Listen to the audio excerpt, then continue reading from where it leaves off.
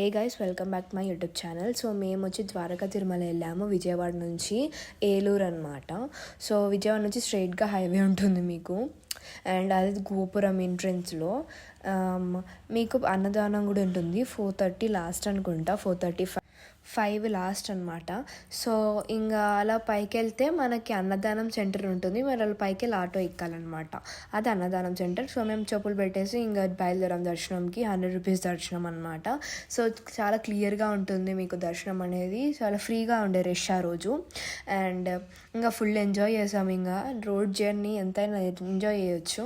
So మేము first ట్రైన్లో వెళ్ళాం ముందు ఒకసారి, ఇంకా తర్వాత ఇక్కడికి వచ్చామన్నమాట. మా కార్లో వచ్చాము ఎట్లాగో కాబట్టి వచ్చామన్నమాట.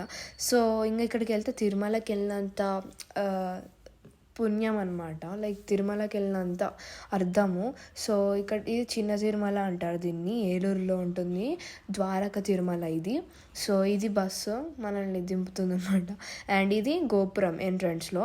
మీరు గోపురం నుంచి రైట్ సైడ్కి వెళ్ళాలి అలా, అప్పుడు మీకు మొత్తం మెయిన్ గోపురం కనిపిస్తుంది. సో అలా ఎంజాయ్ చేసాం మేము చాలా, అండ్ హ్యాపీగా ఉందన్నమాట. Thank you for watching. Subscribe. Thank you.